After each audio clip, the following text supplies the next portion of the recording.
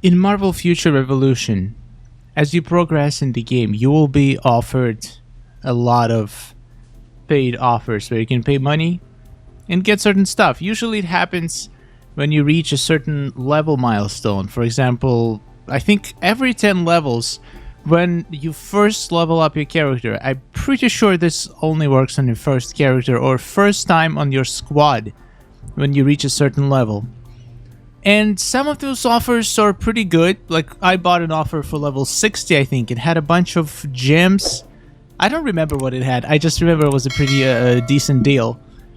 But some of these offers are really not that great. Honestly, the offer for level 100 is probably the worst offer. Okay, it's definitely not the worst offer. The worst offers are those offers in the shop that just give you empty gems. Honestly, even if you're a whale, the biggest of the whales, I don't recommend ever buying anything in the charge category. No crystals, no gold. I mean, it's tempting. Sometimes you're out of gold. Like, I'm out of gold. I want to upgrade my Spider-Man skills, but I can't because I don't have gold. But I'm still not paying 1,000 gems for 1.5 million. This is like, it's ridiculous. I'd rather farm for a few days overnight to get some gold. This is just not worth it.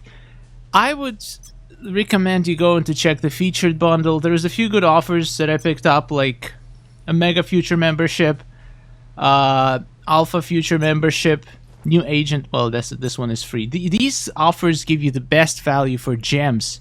And then you can spend your gems on some featured items like Omega cards, costumes. You can get yourself these support bundles that are actually you can get 2 of them per week. And we're going to talk about those in a separate video. Today I just want to make sure that you guys understand how bad some of the offers are. Particularly, I want to talk about Epic Mission Master Special offer. You get this offer after you complete every single epic mission, purple mission, in the game. Pretty much after you beat Maestro.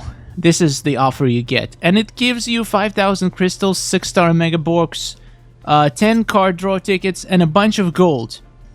Now, from the first look, it looks like an insane deal. You get a bunch of card draw tickets, you get a bunch of gold, and you get the same offer for reaching level 100, which usually happens around the same time. So you will probably get these offers pretty much very close to each other. And this one is exactly the same. The only difference is that it has costume box and costume draw tickets instead of a mega card stuff. Now, the amount of gems for this amount of money is very, very little. You can get this amount of gems for like $24 instead of $90. There are some offers, like for example, the Future Omega Bundle gives you more gems for $29. Way more gems, plus Omega boxes, 30 of them. So, just if you're looking for gems, this is a terrible deal. Now, 10 costume draw tickets basically equals 1,800 gems. So if you add those on top, it becomes pretty much the same amount of gems as a Mega pack, the one that you buy for a month, for triple the price. So, again, the gold is just a bonus. It's nice to have some gold, but 500,000, you can farm it in the game in a few days. Or even, yeah, it depends on how much you farm. And also, now let's talk about the costume box. Costume box or a mega card box. It might sound crazy,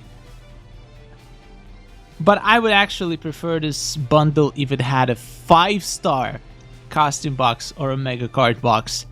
And you know why? Because 6-star, you basically, there is no chance to get a regional piece, which if you're planning to be strong in an end game, you definitely want to go for a regional set. They're hard to get, but they're farmable. But until you get to the set, you can probably craft. You can get yourself, upgrade some other set that will boost your favorite ability on the character. But the point is, with 6-star, you're getting a random gear piece. Now, let's the same goes for mega cards. Pretty much exactly the same problem. If you see, I'm using Fear Itself set. I have this Hydra Empire cloak, which I upgraded because I thought I was going to use it. Turns out they're not that great if you don't have at least 3 pieces to get some set benefits, because Fear Itself set gives me 4 set bonus. I get insane damage boost on the sword skill. I get all of these bonuses, and it's a pretty decent set. Like, by the way, this cloak is absolutely insane. Look at those rolls. That is absolutely beautiful. So my point is, you get these bonus stats at random every time you upgrade a piece of gear. So when I was making my Fear Itself cloak, I started most of them from 1 or 2 stars as you get them from the game. And as you upgrade their stats, you can see which stats to roll. And the stats that you roll after upgrading to each new star, you're gonna keep them. They will just increase in value, and you will gain an extra stat with every upgrade. So I only take the pieces to 3-star or 4-star if they rolled a really good stat that I want on the previous level. If, for example, I don't like the stat it rolled on 4-star, I would not take it to 5-star. I would try another time until I get an absolutely godly piece of 4-star gear to take it to 5-star. And then it's pretty much the same. If I get a terrible roll on the 5-star, I would probably not take it to 6-star. I will try to get more 5-stars, because all the 5-stars, all the, for example, 4-stars that of Fear Itself cloak that I get trying to get godly stats, the ones that I didn't like, I can use them to feed into the card that I did like. So it's it makes sense to upgrade the pieces that you actually might consider to replace your main piece, and then just feed them into the piece with the best stats. That's how I upgrade gear. Now, the problem with 6-star gear is that it can't be changed in any way. Once you get a 6-star piece of gear, the stats are locked forever. You cannot feed the card to anything. You can only feed it basically to make a nano fusion. But what if you get a set that you don't even want? Like, for me, out of all the sets, maybe 2 or 3 sets would be the good ones, because they would buff the skills that I actually use. What if you get a piece of a set that, like, you don't even use that skill? It's nice to have a 6-star. It's gonna give you some boost probably for a couple of weeks, maybe even a month. It will be a stronger piece of gear. But at some point, you will just realize that you build other pieces and you get a nice set with a nice set bonus, and you will replace it with another maybe 5-star, maybe even 4-star, with better stats. What are the chances? You're gonna roll all 6 stats on it randomly as you acquire the piece.